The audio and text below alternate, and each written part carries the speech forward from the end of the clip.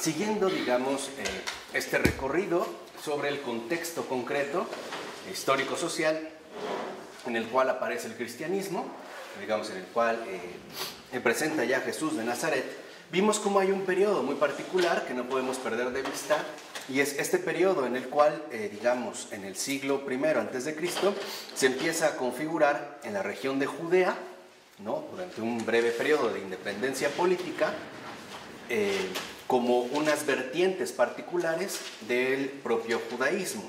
Entonces, digamos como que se forma un judaísmo oficial, pero también se van a presentar, digamos, como alternativas distintas a este judaísmo.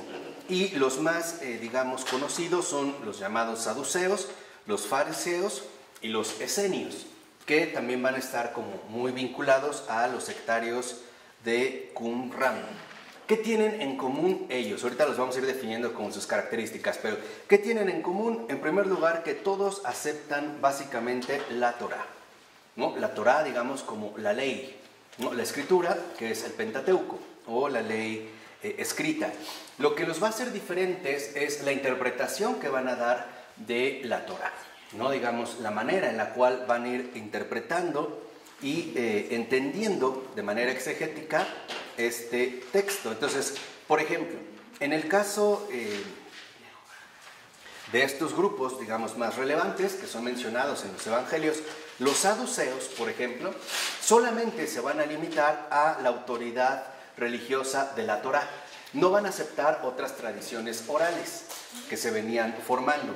Los fariseos, por su parte, van a añadir una interpretación oral propia, ¿no? Digamos, lo que sería la Mishnah, o esta, digamos, como un conjunto de relatos orales que se fueron interpretando. Y los sectarios de Qumran, los saduceos, lo que van a hacer es que en efecto van a aceptar, además de la Torá, una colección de libros que proponen una forma de vida y una concepción del mundo bastante diferente tanto de los saduceos como de los fariseos. Así que en este sentido lo que vemos es que en este sentido, por ejemplo, uno de los aspectos fundamentales que sobresalen es que se empieza a reconocer el culto a Yahvé centralizado en el templo de Jerusalén, ¿no? Va a ser como la referencia es el templo de Jerusalén, donde se supone que se congregaría el centro mismo del judaísmo. Pero con la diáspora, ¿no?, en el siglo I, es decir, la dispersión del pueblo judío, lo que va a pervivir precisamente son las sinagogas, porque la sinagoga se va a presentar como una alternativa para llevar a cabo precisamente el culto a Yahvé. Recordemos que los de la diáspora, que significa dispersión, no están ya precisamente en Jerusalén o en este territorio particular, sino que muchas veces están integrados a comunidades ciertamente paganas en el entorno en el que viven. Entonces, para seguir manteniendo este culto a Yahvé, va a haber una especie como de distanciamiento con respecto al templo, y van a considerar la sinagoga, esto es muy importante, como el centro de reunión de esta misma comunidad, o los representantes que ahí se reúnen para discutir temas de interés general, por ejemplo, juzgar ciertas situaciones político-sociales, dar normas, tomar decisiones o hasta involucrar contribuciones económicas. Pero también en este sentido, por ejemplo, dado que la Torá prohíbe sacrificar a Yahvé fuera del templo, entonces las actividades cultuales, o sea, el culto que se lleva a cabo en las sinagogas, se van a centrar ante todo en tres factores: la oración, el canto, las alabanzas, que van a estar basados en los salmos, ¿no?, y la lectura comentada de las escrituras, que de hecho es algo que vemos, por ejemplo, en Jesús cuando entra a una sinagoga y le pasan un rollo, ¿no?, que es del profeta Isaías. Él lo extiende y lo comentan, que va a ser también en gran medida los, digamos, principios de enseñanza de Jesús ya en su vida pública. Va a las sinagogas y comenta o explica las escrituras, sobre todo señalando el papel que se le atribuye al Mesías ya en los escritos proféticos y en la ley, y por supuesto orientando, digamos, estas señalizaciones hacia su propia persona. ¿no? Como manifestando que él precisamente es el Mesías. Ahora, aquí, por ejemplo, se ve que son justamente estas redes de sinagogas las que van a funcionar como un aspecto central para la expansión del cristianismo. Así que entonces podemos detectar lo siguiente, o tres facetas. Hay una incorporación, ¿no? Que son, digamos, como momentos históricos muy importantes para describir la génesis del cristianismo en base a las condiciones culturales que se daban. El primero es la incorporación de Oriente Próximo, o sea, Egipto, Asia Menor, Siria, Palestina y Mesopotamia, a la esfera de influencia griega, ¿no? Y que va a comenzar precisamente con las conquistas de Alejandro Magno, y que van a dar, digamos, pie a lo que se ha venido a llamar el periodo helenístico. Helenístico porque Alejandro Magno es macedonio, pero él es, digamos, un fiel seguidor de la cultura griega. Entonces, en los territorios que conquista, incluida esta parte de Oriente Próximo, va a llevar básicamente la cultura de la Hélade, o sea, de Grecia, y va a imponer como lengua oficial el griego, ¿no? Que se va a considerar como la cultura, la lengua culta y de comunicación de todo este periodo. Entonces, va a durar más o menos unos 3 siglos y van a promover un estilo de vida urbano, o sea, siguiendo las polis griegas, favoreciendo el uso de la lengua griega y también promoviendo que se distinga la élite social, aristocrática, personal administrativo, ejércitos, esclavos y personas implicadas en el comercio.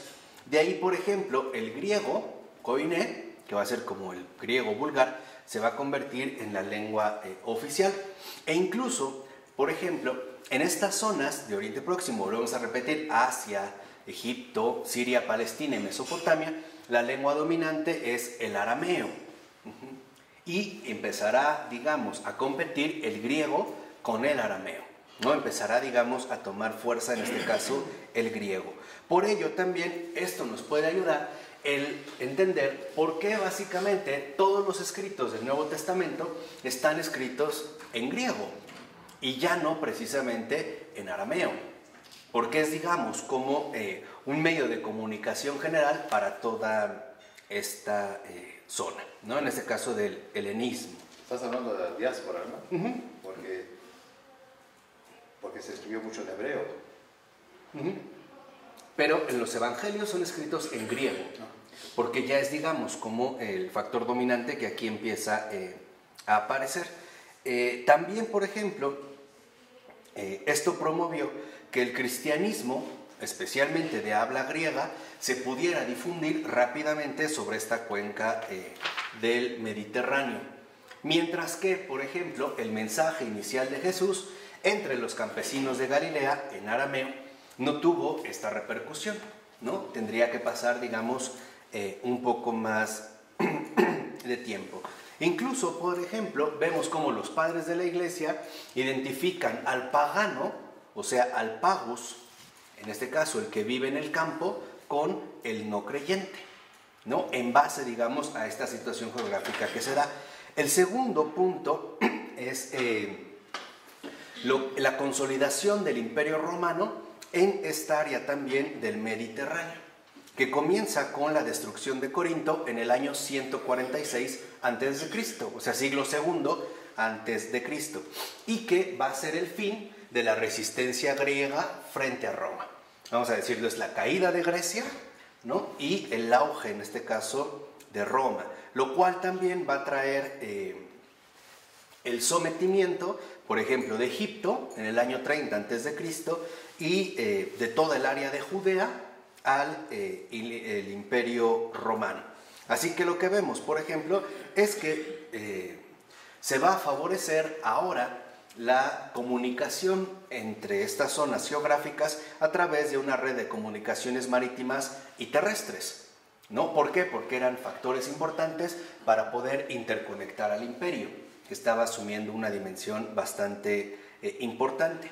Esto a su vez promovió que diversos grupos étnicos se pudieran mover, digamos, hacia otro tipo de direcciones, donde lo primero que vemos, y cabe destacar, es también la movilización de los propios judíos hacia estos territorios que ahora han pasado, vamos a decirlo así, a manos del Imperio Romano. Entonces, los judíos de la diáspora han entrado en contacto con la cultura griega a partir del helenismo, pero ahora también con la cultura latina, ¿no? Con el dominio de Roma.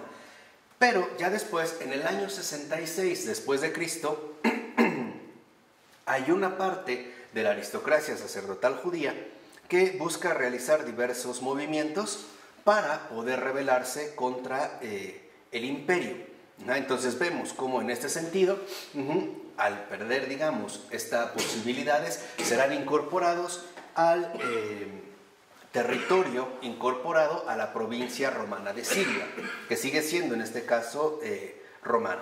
Ahora, lo que vale destacar es que el sistema institucional del templo, hasta entonces, que era considerado el centro del culto y de la identidad judía, desaparece, es destruido, ¿no? Ya sabemos, en el año 70 es destruido este templo. Así que entonces, tal parece que esta identidad se ve sometida a un desafío importante. ¿Cómo se podrá hacer para seguir, por decirlo así, como conservando este tipo de identidad? Ya vimos que la sinagoga aparecerá como el sustituto y también en este sentido vemos que se va a buscar mantener esta misma orientación. Entonces, lo que vemos en pocas palabras es que al aparecer el cristianismo, se va dando gradualmente, al menos hasta el año 70, ya con la destrucción del templo de Jerusalén, el cristianismo busca, digamos, como mantener una cierta distancia o diferenciación, tanto con respecto a su matriz judía, de donde ha brotado, como de la religión pagana que ciertamente la circunda, ¿no? Aquí vemos, pues, en este caso, que aparece mediante esta configuración social lo que se llama el asociacionismo. Este asociacionismo es una pertenencia grupal que presupone un cierto grado de voluntad. O sea, se empiezan a formar asociaciones. Estas asociaciones se configuran a partir de la pertenencia de unos individuos a un determinado grupo, pero que no es de manera obligatoria, sino que se va dando en este sentido más por cuestiones voluntarias. Por ejemplo, las personas, ¿no?, que forman parte de esta asociación no han sido digamos, involuntariamente adscritas, sino que más bien han optado, ¿no?, personalmente, es decir, voluntariamente, por formar parte de este grupo. Y que por lo tanto, también en este sentido, van a ser como un rasgo muy característico de este periodo, ¿no? Empiezan a surgir estas asociaciones. Había asociaciones políticas, profesionales, cúlticas, funerarias, filosóficas, de inmigrantes, etcétera, ¿no? Se empiezan a conformar estos grupos. Y estos también objetivos que persiguen estos grupos podrían ser muy variados. Por ejemplo, promocionar una determinada actividad comercial o dar culto a alguna divinidad, iniciarse en un misterio, compartir una vida filosófica, celebrar banquetes periódicamente, etc. Entonces, aquí sí hay, por ejemplo, momentos donde estos tipos de asociaciones adquirirán un perfil claramente político. Por ejemplo, el fariseísmo de la época asmonea, que va del siglo I a.C. en adelante. ¿Qué es, digamos, lo que se va a buscar con esto? ¿Cuál es la manera en la que va a reaccionar el Imperio Romano? Prohibiendo cualquier tipo de asociación que busque atentar contra el poder del gobierno. Esto es lo que no van a permitir. O sea, mientras no busquen una revuelta social o tratar de buscar independencia política, serán, digamos, de cierta manera tolerados. Mientras se restrinjan a sus propias prácticas, en este caso, asumidas. De tal forma que, por ejemplo, empieza a darse en este sentido cómo a partir de estas organizaciones, ¿no?, los términos que se van definiendo son, por ejemplo, los siguientes. Se empiezan a reconocer en términos familiares. Por ejemplo, se empieza a decir que un miembro de estas asociaciones es hermano o hermana. Es la manera en la que se van a empezar a llamar entre sí estos miembros. Entonces, cuando, por ejemplo, en el Evangelio, ¿no?, van a buscar a Jesús y le dicen, afuera está tu madre y tus hermanos y hermanas, lo que se están refiriendo es que afuera están los miembros de esta asociación. No se están refiriendo a un sentido enteramente carnal, vamos a decirlo así, ¿no?, por una línea familiar, sino porque alrededor de Jesús ya se identificaba un grupo particular de asociación, lo que nosotros podemos llamar los discípulos de Jesús. Entonces, todo aquel que gira en torno a Jesús será reconocido como una asociación, como otras más que estaban surgiendo. Y por eso es que también se suelen llamar hermanos o hermanas, ¿no? Entonces, cuando le dicen a Jesús, te están buscando, afuera está tu madre, tus hermanos y tus hermanas, es como si le estuvieran diciendo que afuera están aquellos que lo siguen y con los cuales ha formado una determinada asociación. Recordemos también que en la antigüedad, cuando uno, por ejemplo, quería asociarse o estar cerca de un maestro o de alguien que se consideraba relevante para el crecimiento, o un filósofo, los discípulos se van a vivir con el maestro. No es como ahora que se ve esporádicamente, sino que literalmente forman un grupo cercano al maestro y lo siguen, ¿no? Van con él, literalmente a donde vaya, allá van los discípulos, ¿no? Por eso les llamarán hermano y hermana. Aquí, por ejemplo, vemos cómo entran en juego dos aspectos muy peculiares y que tienen que ver también con la comprensión del Evangelio, y es las nociones de honor y vergüenza. Honor, vergüenza. Honor y vergüenza. ¿Por qué? Porque es, digamos, en este sentido, ¿no?, clave para comprender de qué manera se asume el comportamiento de las personas en general como aquellos que forman parte precisamente de un determinado grupo. Entonces, honor y vergüenza son como los dos aspectos que ante todo van a definir el reconocimiento social. ¿Cuál es uno de los aspectos que van a destacar en Jesús de Nazaret? La vergüenza. En primer lugar, porque la imagen que se tiene del Mesías no encaja con la persona de Jesús. A Jesús, en pocas palabras, lo ven demasiado pobre, demasiado irrelevante como para aceptar que Él sea el Mesías, ¿no? Incluso, por ejemplo, esto se ve de manera muy resaltada cuando Jesús destaca y vemos como algunos fariseos lo primero que dicen es, ¿no es este el hijo de José? El hecho de que digan, ¿no es este el hijo de José?, entendiendo este contexto, vemos que más bien es en un sentido peyorativo. Es como decir, ¿no es este hijo de alguien tan insignificante? ¿Cómo nos puede decir que él sea el Mesías? ¿Qué quiere decir? Que en este caso los cristianos, los seguidores de Jesús, entran dentro del reconocimiento social bajo la categoría de la vergüenza, no bajo la categoría del honor. Digan lo que digan los calvinistas. Entrarían más bien en esta otra categoría. Entonces, esto es fundamental porque, por ejemplo, la concepción que una persona se forma de su propia identidad es lo que va a definir la manera en la cual se va a comportar de forma social, ¿no? Entonces, ¿qué pasa, por ejemplo, en el caso del cristiano?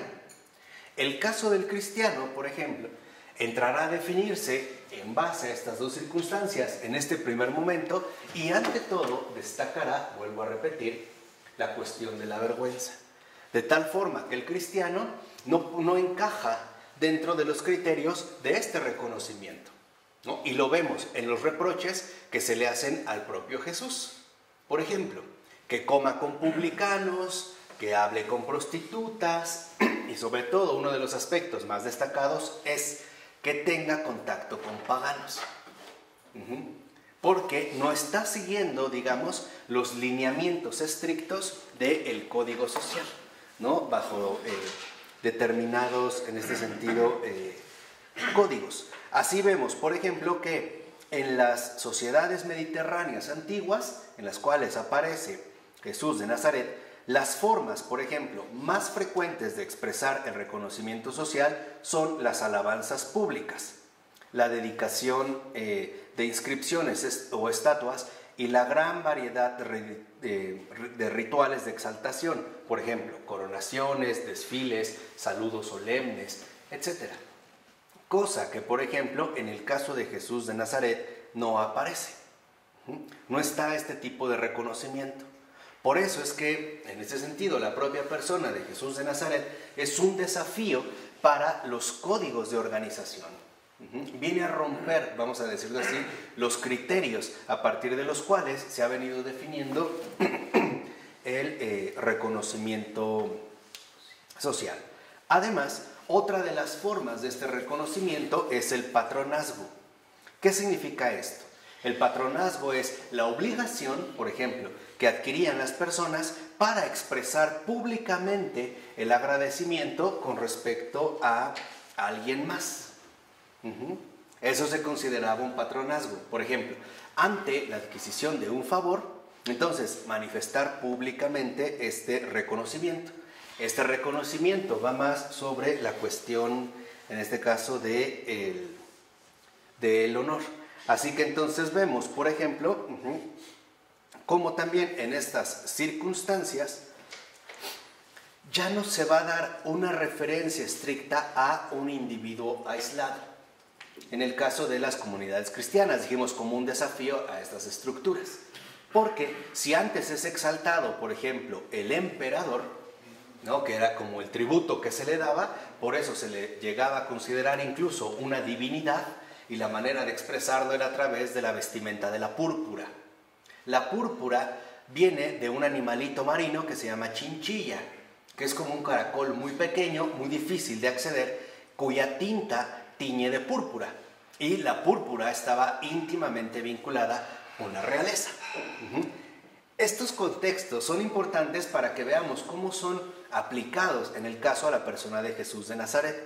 Si ustedes se acuerdan, cuando Jesús es flagelado en la columna, después es llevado, digamos, a la parte trasera, le ponen una túnica en forma de burla.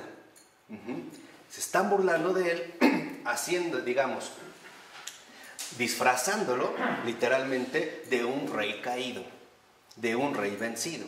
Entonces, cuando un emperador romano usa la púrpura, es porque se está asociando plenamente con una divinidad, al grado de que se podía considerar la divinidad del emperador en vida cuando se quería fomentar su honor y por lo tanto la deuda que todos los súbditos tienen con él, si va quedando claro, ¿no?, o después de muerto para seguir con un cierto proyecto dinástico, ¿no?, seguir a cabo los intereses. Por ejemplo, si un emperador, Julio César, usaba la túnica púrpura, entonces al ir en un desfile todos tenían que flexionar la rodilla. Por eso vemos cómo a Jesús, después de ser flagelado, los propios romanos se arrodillan ante él. Pero es en una forma sarcástica. ¿Qué quiere decir? Que Jesús no es aceptado dentro del código de honor del reconocimiento social, sino dentro de la vergüenza, y se lo dejarán hacer ver muy claramente, ¿no?, a través, por ejemplo, de las burlas. Así que entonces también podemos ver cómo, por ejemplo, dentro de este contexto va a haber como un código muy estricto con respecto al comportamiento de los individuos, tanto al interior de la comunidad, de la asociación, como al exterior. ¿Por qué? Porque, por ejemplo, el sentir vergüenza involucraba, entre otras cosas, estar preocupado porque mi propia conducta no afecte el honor de toda mi familia. O sea, la vergüenza va a entrar cuando se deshonra, de ahí viene el deshonor, quitar el honor, vergüenza como deshonra, ¿no?, deshonrar a la gente que me rodea. Por eso nosotros podemos ver cómo en el caso propio de Jesús de Nazaret, Se considera que ha deshonrado a su propia familia. Comenzando por ¿quién? Por su propia madre. ¿Y por qué? Pensémoslo de esta manera. Se supone, dentro de este código judío, que una viuda debe de ser atendida ante todo por el hijo o los hijos que tenga. Y los hijos se deben de encargar exclusivamente de su madre, a través del trabajo que realicen. Jesús no trabaja, literalmente. No trabaja en ese sentido, digamos, establecido, ¿no? Se dedica a realizar su misión y la predicación. Entonces, dentro de eso, por ejemplo, se va a considerar que Jesús está rompiendo el código de honor y que más bien está deshonrando a su familia, considerando, por ejemplo, incluso que la ha dejado abandonada y además siendo viuda. Hoy podríamos decir, en términos más recientes, que incluso en su relación con María, ¿no?, a Jesús se le podría considerar un irresponsable. Que de hecho es una situación similar que siguen viviendo muchas personas que son llamadas por el Señor a la vida religiosa, ¿no?, a pesar de las condiciones en las que la propia familia viva. Por ejemplo, Santa Teresa de Jesús es una de ellas, ¿no? Una de sus tentaciones era ¿qué va a ser de mi familia? O el Padre Pío, ¿no? Entonces, esto es bien importante para entender lo que yo les decía, que en gran medida el cristianismo se involucra desafíos radicales con respecto a las estructuras establecidas.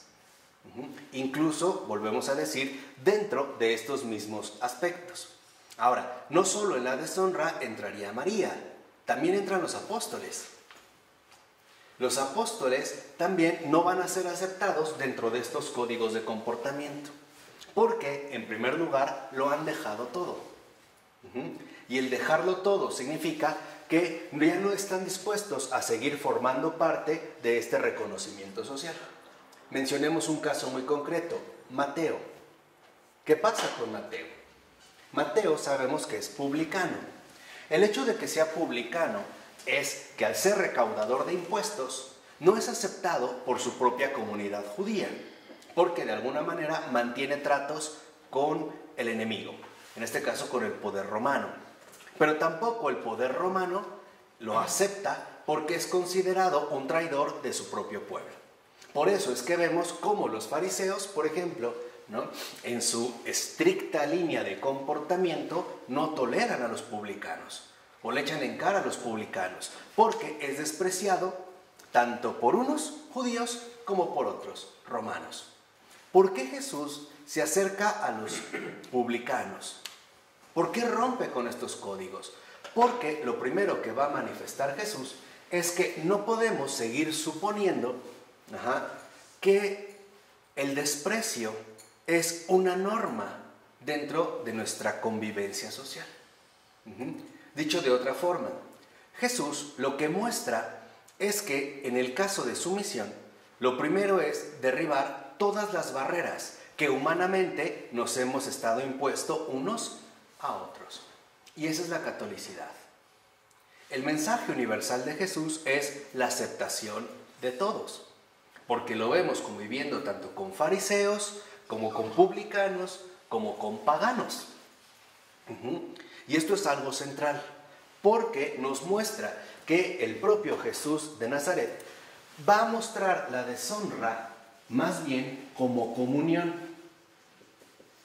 Que lo que los hombres dividen, Dios lo une. Que los criterios sociales de reconocimiento o de convivencia son equivocados y están tergiversados. Por eso cuando Jesús nos dice, no juzguen porque no saben, lo que nos está recordando es que el reconocimiento social en nosotros está basado en torno a juicios, cosa que se sigue dando hoy en día. Por ejemplo, se suele reconocer más a una persona en estos momentos por la marca de ropa que lleva, o por la forma en la que viste, o por la empresa donde labora, o qué sé yo, o por el tipo de novia que tiene, o por el tipo de novio que tenga. Siguen siendo juicios de discriminación y de rechazo, que atentan contra el espíritu de comunión que Dios mismo está promoviendo. Esto vemos que no va a ser tan sencillo de aceptar. y lo podemos ver en los apóstoles, el trabajo que les va a costar ciertamente reconocer que también los paganos han sido convocados, ¿no? Y han sido llamados por Dios, ¿no? Vemos que a su tiempo lo irán, en este caso, comprendiendo poco a poco.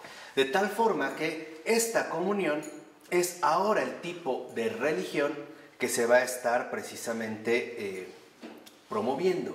Y esto es central para entender de qué manera ahora, ¿ya vimos, quedó claro lo social?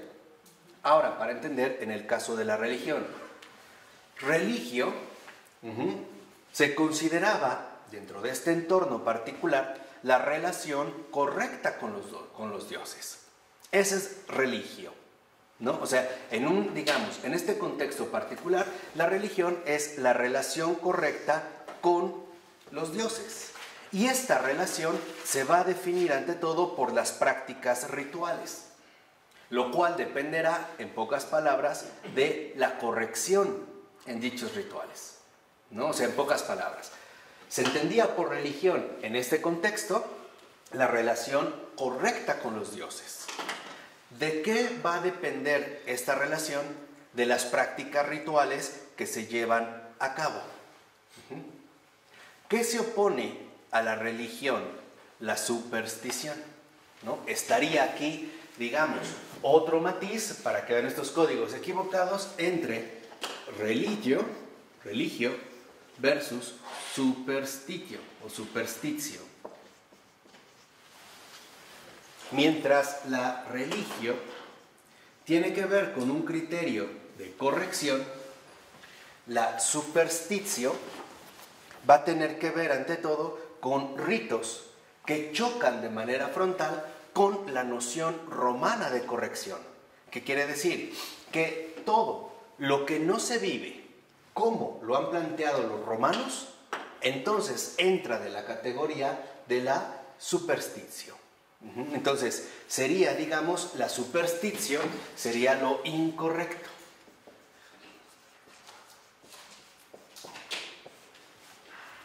O podríamos decir que, en un sentido más amplio, superstitio significa lo que no hacen los romanos. Todo lo que se realiza con respecto a los dioses y no está pegado a los criterios romanos de corrección, entonces, precisamente, será tratado de supersticio. No tiene que ver entonces, y esto es muy importante en este momento, con creencias falsas, como hoy lo hemos asumido. No, tiene que ver con que las prácticas rituales que se llevan a cabo no son las que los romanos han impuesto. ¿Sí queda claro? O sea, no tiene que ver con las creencias, tiene que ver, en pocas palabras, con las prácticas. Dios no es que las llevara por este camino hasta que después llegaran con una situación intolerable y lo rompieran. No. Dios ofrece su ley, pero la ley que Él ofrece involucra una docilidad de fondo. Y esa es la primera enseñanza del Señor. Por eso vemos el famoso Shema Israel. Escucha. Escucha. Otra vez, volvemos a ver la actividad receptiva, pasiva. ¿Qué pasa en el caso de los fariseos o de estas corrientes que se van dando? No captaban que el mensaje, a ver, lo voy a poner en términos joánicos, no captaban, en pocas palabras, que el mensaje que el Señor está transmitiendo, ya desde el Antiguo Testamento, no es un plan para este mundo. La obra de Dios no es de este mundo. Y eso es lo que en efecto, por ejemplo, en el caso del pueblo de Israel, o en un gran segmento de ellos, no va a ser tan aceptado, ¿no? Por eso, literalmente, la palabra Israel, si lo recuerdan, viene de la lucha que el ángel del Señor tiene con Jacob, ¿no? Donde pelea hasta que al final el Señor le lastima el muslo, ¿no? Para darle como esta marca, le pide su bendición y le dice, ahora ya no te llamarás Jacob, ahora te llamarás Israel. ¿Qué significa la palabra Israel? El que lucha contra Dios. Y esto es bien importante porque la palabra Israel significa el que lucha contra Dios. O sea, el que literalmente mantiene una relación de conflicto, de lucha. Y eso es lo que vemos en la historia del pueblo de Israel. Hay como una lucha constante, ¿no? Por eso les dice que han sido de cabeza dura y demasiado obstinados. ¿Cómo? para aceptar que, en pocas palabras, el plan que Dios tiene planeado realizar, por decirlo de esta manera, Él lo va a hacer, no ellos. No depende de los criterios que ellos justamente busquen establecer. Por eso, por ejemplo, si lo recuerdan, cuando quieren poner a prueba a Jesús y le preguntan del divorcio, si es permitido o no, Jesús les dice, ¿qué les dijo Moisés? ¿No? O sea, los remite a la fuente. Dice, pues Moisés nos dijo que sí, que nos podemos divorciar si entregamos un acta. Y Jesús les dice, eso les dijo Moisés, ¿por qué? Por su dureza de corazón. Ahí está el punto central. El verdadero núcleo de la ley es la aceptación de que Dios es el verdadero protagonista de la obra de la salvación, no lo que los hombres vayan diciendo. Este es, digamos, como el drama profundo que se va a ir viviendo, ¿no? Y es del drama que vemos con los profetas, al grado de que mientras más próxima está la venida del Mesías, los profetas mismos van como subiéndole el tono. Y hay profetas que son muy duros con el pueblo, ¿no? Y por ejemplo, Jeremías habla de lamentos, de desolaciones, haciendo referencia a lo que el pueblo, digamos, está impidiendo realizar. Cuando ya aparece Jesús, lo que en este sentido se va a manifestar es que el pueblo, digamos, en general, no ha hecho lo que le tocaba, ser obediente.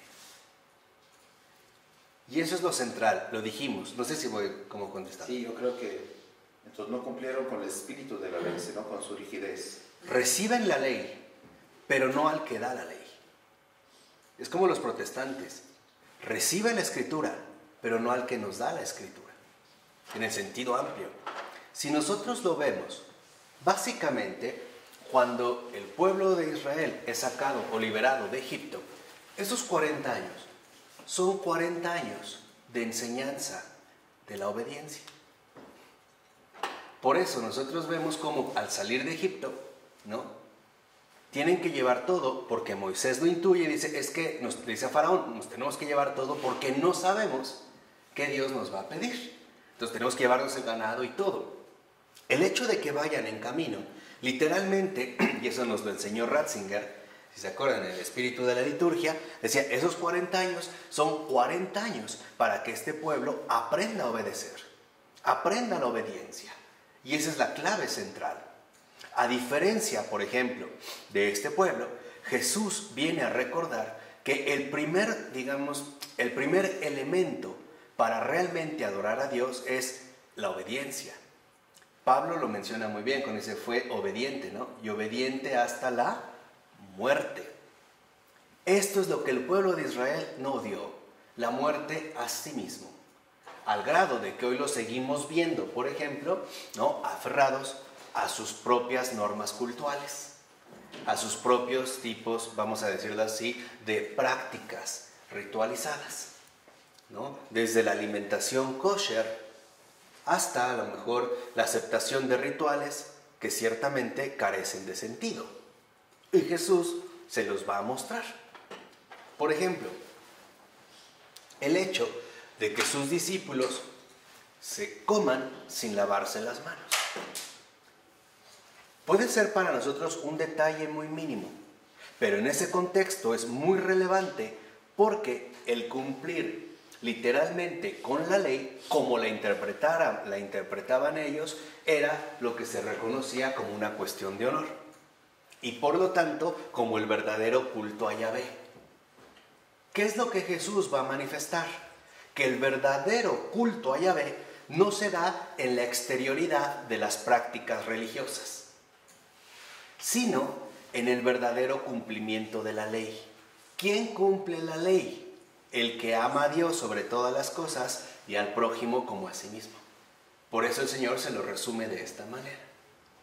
De hecho, la respuesta fue, ustedes den limosna de lo que tienen y todo lo demás quedará limpio.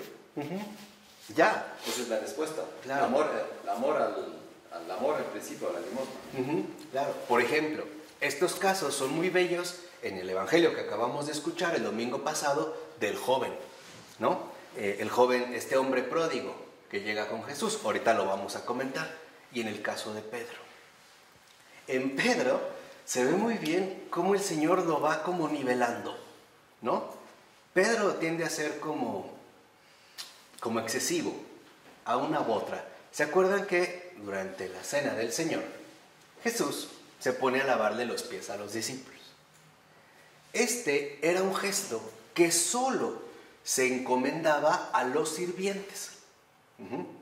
Vamos a poner un caso muy sencillo. Si viviéramos en los tiempos de Jesús y viniéramos a casa de Ronnie, como lo hacemos, Ronnie mandaría a sus sirvientes, debería de tener más, y aparte sí serían sirvientes, literalmente, a que antes de llegar, por ejemplo, en Reforma, nos reciban, nos laven los pies, nos den nuevas sandalias, esa idea está buena, las sandalias, túnicas confortables, agua, descanso, para después venir con Él.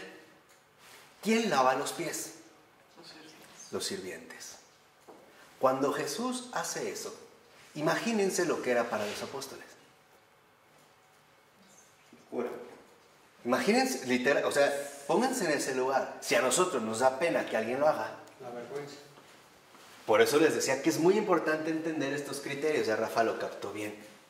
Es sentirme avergonzado, además sabiendo quién es. Además sabiendo quién es. Acuérdense que ya desde antes Pedro había dicho claramente: ¿quién dice la gente que soy yo? Eres tal. ¿Y ustedes quién dicen? Pero tú eres el Hijo de Dios. Imagínense que el Hijo de Dios hace eso. Pedro, si lo ven, es el primero que reacciona y dice: no, a mí no me los vas a lavar. ¿Y qué le dice Jesús? Si no te lavo los pies, no podrás tener parte conmigo. Entonces, ¿qué contesta Pedro? No, entonces todo. Eso es muy hermoso, porque vemos el conflicto entre uno y otro. ¿Y qué le dice Jesús? No, lo va nivelando, ¿no? Dice: el que se ha lavado los pies está ¿qué? Limpio. ¿Limpio de qué? ¿Por qué? Porque se volvió humilde y siguió a Jesucristo. Está limpio de prejuicios, limpio de limitaciones y limpio de códigos equivocados. Esa es la obediencia. Lo que Pedro aprende es a obedecer. No se trata de que busquemos seguir nuestros propios criterios, sino que entendamos el obrar de Dios y el centro para este obrar, que es en la obediencia. Por eso, si lo vemos, por una parte, Pedro cae en la ¿qué? Vergüenza. No, a mí no, ¿cómo es posible? Entonces no, entonces sí, todo. No. Se va a jugar en que en efecto los juicios van a ser erradicados a favor de la obediencia. Y esto tiene un sentido muy claro. El pecado de Eva y Adán es de desobediencia. Esa es la clave del pecado. Entonces, ¿qué es, digamos, la raíz profunda de todos los pecados? Desobediencia a Dios. No hacer caso literalmente a lo que nos dice. No hay. Ejemplo, ¿cuántos mandamientos dio el Señor al pueblo de Israel? 10. ¿Cuántas prescripciones desarrollaron después los fariseos? 600. Son 600 y algo, diarias. Cuando Jesús se los reprocha es que ellos ponen fardos pesados, ¿se acuerdan? En los hombros de las personas, que ni ellos mismos pueden ¿qué? Tocar con el dedo. Tocar con ellos. O sea, ni ellos mismos pueden cargar. Sobrecargan a las personas, porque no es literalmente lo que Dios nos está pidiendo. Entonces, podemos ver dentro de esta manera que nuestro reconocimiento social, incluso dentro del ámbito de la religión, tiene que ver con la noción de rigor. El Señor rompe nuevamente este juicio equivocado cuando dice: mi yugo es suave, mi carga es ligera. Lo vemos muy bien en el caso del joven acaudalado, este hombre que ve pasar a Jesús, corre, se arrodilla y ¿qué le pregunta? Primero, ¿qué le dice?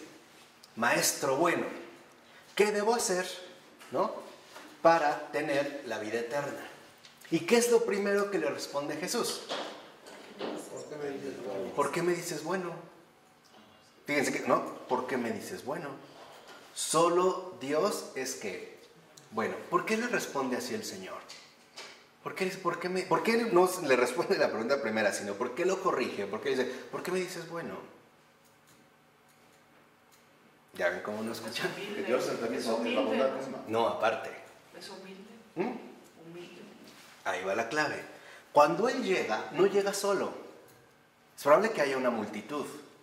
Este joven sabía muy bien que se había comportado correctamente, que había hecho lo que. ¿Qué es una de las cosas que entonces lo movió? La vanidad. También quiere que Jesús le diga a él que es que. Bueno, Sí. Primer paso. Fíjense, nada más es un paso, ¿eh? ¿Por qué me dices bueno? Me dice, solo Dios es que bueno. Ese es el primer punto. Desde ahí le cortó la cabeza a la víbora, ¿no? En él. Y después Jesús lo vuelve a remitir y le dice, ¿no? ¿Qué te ha dicho la ley? ¿Cuáles son los mandamientos? ¿No? Y le dice, ya sabes lo que está escrito. Le da 7 mandamientos. Le repito, no los 10. ¿Por qué no los 10? Porque los 3 primeros no. ¿Por qué no? Porque en los mandamientos, los 3 primeros son literalmente dedicados a Dios. Los otros 7 son dedicados a ¿quién? al prójimo. Al prójimo. Entonces le dice, ya sabes, ¿no? No matarás, no robarás. Y si vieron bien, dice, no cometerás fraude. Y venía subrayado. ¿Qué es lo primero que le responde el joven? No se cumplió. Desde joven, todo eso lo he que. Ahí se ve su vanidad. ¿Qué respuesta esperaba de Jesús? Qué bueno has sido. Mira, has hecho las cosas correctamente. O sea, quería también en este caso llenarse ¿qué? Pero no cumple con los 3 Pero, mandamientos. ¿qué hace Jesús? ¿Cómo destruye esa estrategia? Y el joven está lleno de buena intención. No es maloso como los fariseos, pero ¿cómo destruye esta estrategia? Lo pasa del honor a la que. Y es lo que no tolera. Al final, ¿cómo se fue? Triste. Triste. Ya apesadumbrado. ¿Qué esperaba? Gran reconocimiento. Alabanza. Claro, alabanza, reconocimiento. Y el Señor le dice, muy bien, lo mira con amor. Y le dice, ¿no? Ahora solo te hace falta una cosa. Una. Vean, no le dice, ya todo está. Pero te falta lo esencial. Comenzar por el principio. Amarás a Dios sobre todas las cosas. Y lo que le pones muy tajante. Ahora ve y vende todo lo que tienes y dáselo a los que. Pobres. Y sigue. ¿Qué se consideraban los pobres en ese contexto? Los pecadores. Los malditos. Sí. Literalmente los malditos. Porque la riqueza, de acuerdo al pueblo judío, era una señal de bendición. Por eso Herodes busca manifestar su ¿qué? Sus riquezas. ¿Qué templo construye? El más grande que se había visto.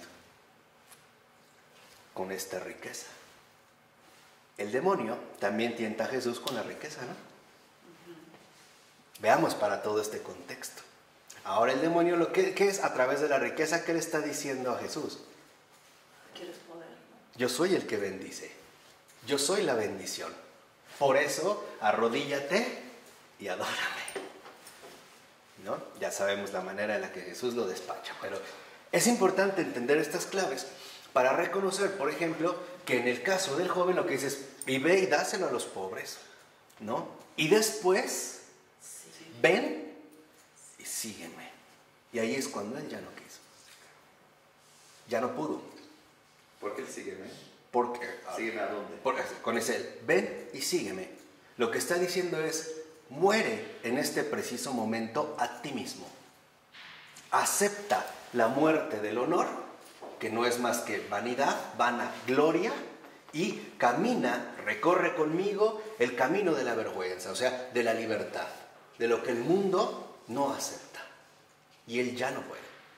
Por eso dice, en ese momento, en lugar de que él se alegrara y decir, es Dios quien me está hablando, es el maestro, porque le dice maestro, el que me ha llamado a estar cerca de él, se desploma. Y el Evangelio dice algo muy bello, ¿no? Y él se fue triste y apesadumbrado porque tenía muchos ¿qué? Bienes. Y no solo materiales, propios, bienes. Él se sentía alguien lleno de bienes, de bondades, de buenas cosas, tanto exteriores como ¿qué? Como interiores. Y en este caso, precisamente, el propio Jesús lo que le muestra es la gran diferencia que hay, por un lado, entre lo que podremos considerar deshonra y lo que se debería o se podría considerar auténticamente ¿qué? Comunión. Y este es un punto capital, porque en el caso de Jesús vemos cómo hay literalmente una confrontación, un cara a cara con la propia verdad. Por eso San Pablo decía, ¿no?, que la palabra de Dios es viva y eficaz, que llega hasta lo más íntimo del alma y pone al descubierto, como en el caso de este hombre, las verdaderas intenciones y pensamientos del hombre. Lo que realmente hay en su ¿qué? En su corazón. Aparentemente este joven llevaba una buena intención, pero no era ¿qué? No era así, ¿no? Digamos como que lo desestructura, ¿no? Le muestra que en efecto este aspecto de honor y de vergüenza es capital para entender también la cuestión de la religión. Porque si la religión se basa en un criterio de corrección, lo único que vamos a caer es en una práctica externa, en un cumplimiento sin entrega. Y eso es lo que pedía Roma. Fíjense, de este contexto llevémoslo a Roma. Por eso les decía que es muy hermoso leer el Evangelio a la luz de judíos, romanos y griegos. Porque es parte también de lo que va a haber una confrontación. Entonces, llevémoslo a Roma. ¿Qué pasa en este caso? La religión se ha quedado como una práctica exterior. Lo importante es que yo cumpla con las prácticas que se me piden. Vamos, podemos decirlo hoy en día como una persona que considera que ir a su asamblea o a su reunión o a misa o a la sinagoga es eso, un mero cumplimiento exterior. Pero literalmente no hay una verdadera comunión de corazón, no hay un mero cumplimiento. Eso es lo que buscaba Roma. Por ejemplo, para los romanos, la religión se va a expresar en el reconocimiento público del poder imperial. ¿Cómo se da este reconocimiento? A través de los sacrificios a los dioses. Y se hace de manera abierta. Si yo sacrifico a los dioses, entonces estoy aceptando el poder del imperio. O soy, digamos, fiel al imperio. Por eso vemos cómo a los primeros cristianos lo que le piden es que sacrifiquen a los dioses. Eso es todo. Pero con ello sería mostrar que en realidad están a favor completamente del ¿qué? Del imperio. Y empieza a entrar la noción de sacrificio. En este caso, por ejemplo, la corrección se va a convertir meramente en superficialidad. Superficialidad. En una mera rutina externa. En un mero hacer. Y no en un verdadero ser. Por ejemplo, hoy hay mucha gente que hace cosas, pero no es lo que hace. Se ha habido como una gran diferencia. Por ejemplo, una cosa es hacer panes y otra cosa es ser panadero. Son como dos cuestiones muy distintas, ¿no? Hay como, digamos, dos niveles muy particulares. La superficialidad es también lo que Jesús va a recriminar a los propios judíos, por ejemplo, de su entorno inmediato. Porque para ellos lo importante es la corrección, no la entrega, no la disponibilidad o no la obediencia. Por eso vemos cómo incluso hasta en la entonación deben de ser estrictamente controlados. Bueno, se ve por ejemplo en la alimentación que asumen. No sabemos que en una cuestión verdaderamente ortodoxa no se puede cortar con un cuchillo un queso y luego una carne. No, porque entonces todo queda contaminado. ¿No? Entonces, literalmente lo que Jesús va a poner al descubierto es que esta superficialidad es también lo que podríamos llamar ritualismo. ¿Se acuerdan cuando el Señor habla a través de sus profetas y dice que sus ofrendas le revuelven el estómago, le dan asco, le son despreciables. Es por eso, porque ahora se supone que el hombre ha querido asumir lo que va a ofrecer. Pero una cosa es ofrecer algo y otra cosa es ofrecerse a sí mismo. Dijimos, a través de la disponibilidad y de la obediencia, aunque eso involucre atravesar la ¿qué? La vergüenza. Y eso es lo que Jesús manifiesta, por ejemplo, en su vida pública, al grado máximo de la vergüenza máxima, que es la cruz. No sé si me explico, ¿no? Dentro de este contexto. Por ello es tan importante que reconozcamos que hay, digamos, como criterios extraños en el cual, por ejemplo, se suponía que todo aquello, dijimos, que atenta contra el poder romano, ¿no? Que va a ser como una cuestión fundamental de religión, sería supersticio y por lo tanto no va a ser en este sentido aceptado. Lo curioso es que al cristianismo, en efecto, se le va a catalogar como supersticio. ¿Por qué? Porque el cristianismo va a la médula misma de la estructuración del mundo. Vamos a decirlo así, lo que el cristianismo va a revelar en la persona misma de Jesús y después en la continuación de su propio cuerpo, que es la iglesia, precisamente lo que se va a vivir es el hecho de que esta religión puede incurrir en un mero ritualismo vacío, sin auténtica comunión, y por lo tanto caer en una especie como de ineficacia o esterilidad dentro de la propia postura personal. Esto es justamente lo que se busca en este sentido superar, o para no quedar ahí como enclaustrados. ¿Qué es lo que va a mostrar Jesús? ¿Qué es la verdadera religión? ¿En qué consiste la verdadera religión? En cumplir con la voluntad del Padre. ¿Cómo se cumple la voluntad del Padre? Siguiendo a Jesús. Por eso también el frecuente ven y sígueme. Y aquí es donde vemos también el desafío lanzado. Seguimos al que vemos por el que no vemos. Por eso no tenemos pretexto para decir que no se nos mostró el camino. Jesús es muy claro. Nadie va al Padre sino por él. Entonces, ¿cómo se llega al Padre? Siguiendo a Jesús. Siguiendo a Jesús, ¿por dónde? Por el camino de la cruz.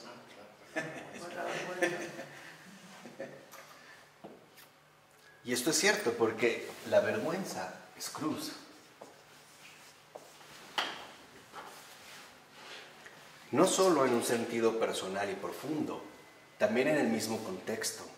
Los romanos solo crucificaban a los criminales, digamos, más, no peligrosos, sino como más reprobables de ese entorno. Era un castigo ejemplar. Era la humillación máxima que se podía vivir. Porque había de castigos a castigos, ¿no? Por ejemplo, podía estar la decapitación, pero no era tan vergonzosa como la crucifixión. La cruz literalmente era la máxima vergüenza a la que una persona podía acceder. Y aquí también viene como un mensaje muy importante. Si nosotros quedamos avergonzados ante el mundo, es porque entonces ya no estamos formando parte de este mundo. Eso es también como, digamos, el camino a recorrer. Muchos dicen, bueno, ¿cómo puedo cumplir la voluntad del Padre?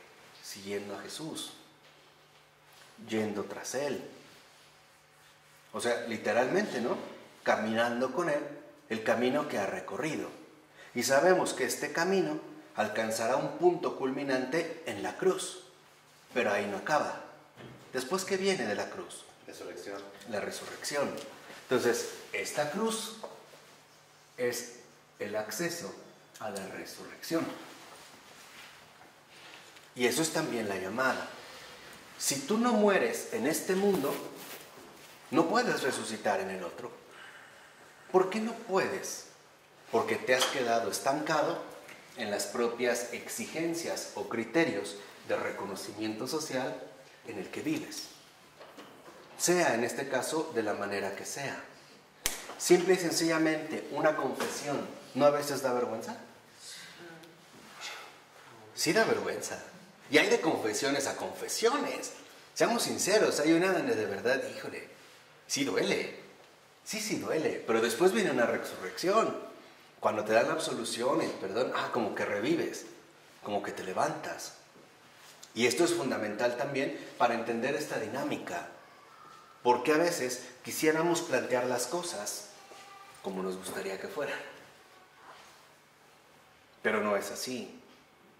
Y este es un aspecto central, porque el hecho de hacer, digamos, esta situación involucra que también tenemos que participar de cierta deshonra, desde la burla de los demás, que nos pueden considerar tontos o mensos o endiablados, al propio Jesús se lo dijeron, ¿no? Humillantes, ¿no es este el hijo de José? ¿No? ¿De qué cosas, de qué personas se ha valido el Señor para hacer su salvación? De ignorantes, ¿no? De lo más sencillo, o sea, incluso de lo más despreciable del mundo, ¿no? De ahí, digamos, de ahí se ha valido. No sé, ahorita recuerdo un San José Cupertino, ¿lo conocen? Este santazo franciscano, un monje que lo veían y de idiota no lo bajaban. ¿Por qué? Porque siempre andaba como distraído, como ido, estaba como cohibido. Entonces luego le ponían labores en la cocina. Nos dicen, a ver, lleva estos platos, y se le caían, y no daba una, se tropezaba, y era el idiota del pueblo, los propios del convento se burlaban, hasta que después entendieron que él no podía coordinar su cuerpo porque siempre estaba en contemplación. Al grado de que una vez lo tenían que encerrar en su celda, porque ya levitaba, volaba, y más cuando iniciaba la Eucaristía. Ya no estaba en este mundo, ¿no? Y a pesar de que en efecto era considerado lo despreciable. Este es un aspecto fundamental del cristianismo. ¿Qué es lo que viene a mostrar? Que lo que el mundo aprecia no vale nada. En lo que el mundo desprecia, ahí está todo. ¿Y qué es, en último término, lo que el mundo más desprecia?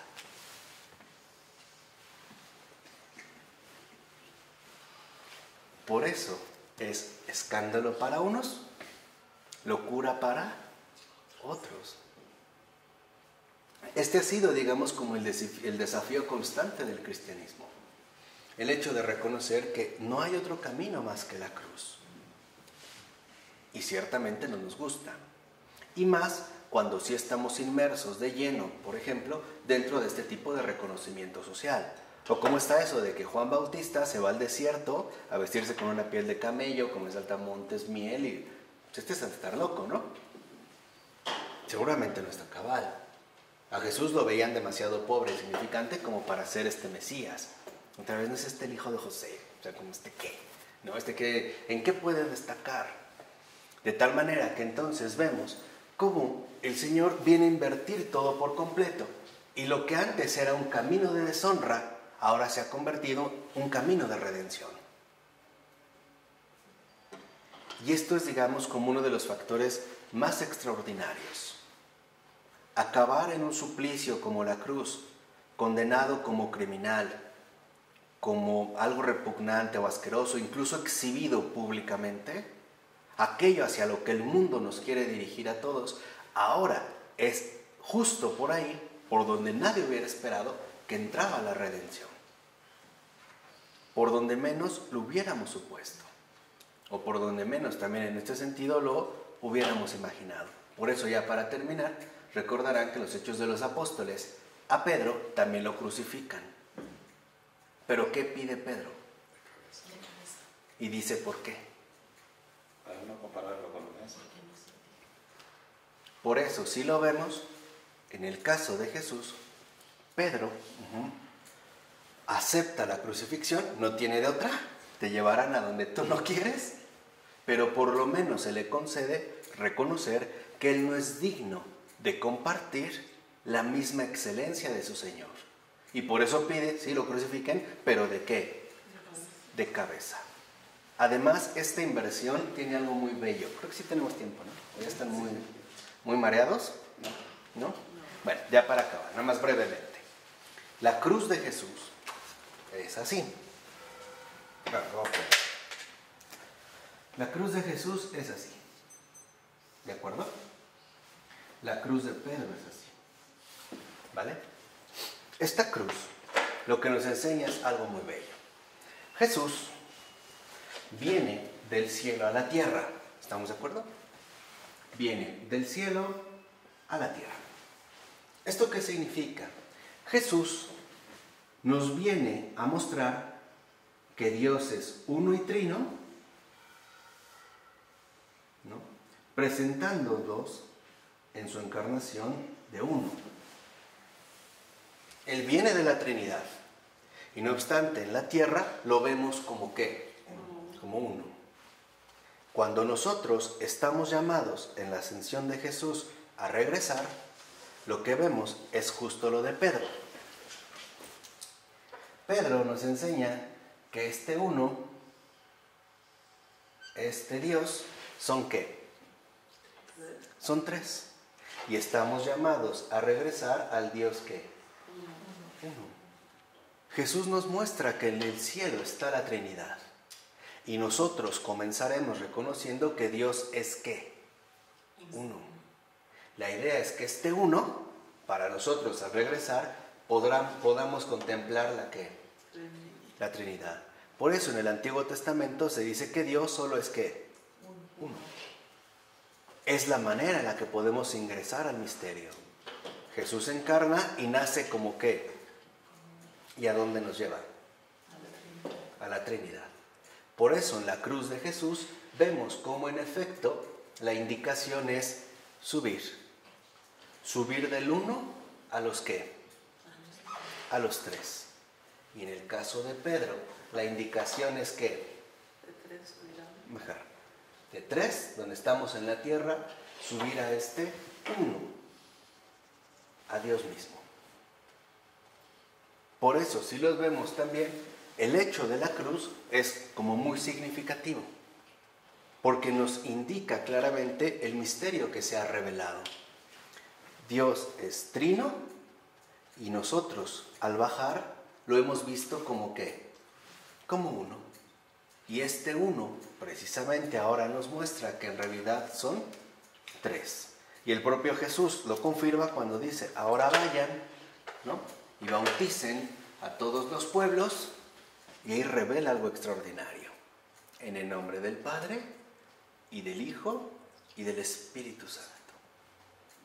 Y eso ha de haber sido también, yo creo que algo muy impactante, que se ve también con Juan el Bautista, ¿no? La voz del Padre y esta figura alada que desciende sobre el Señor.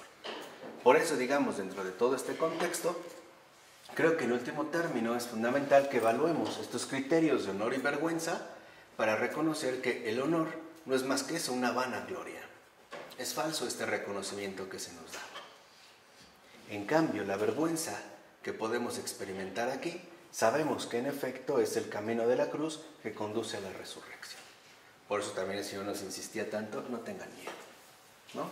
Yo he vencido al mundo. ¿De acuerdo? Ojalá esté. En nombre del Padre, del Hijo y del Espíritu Santo. Amén.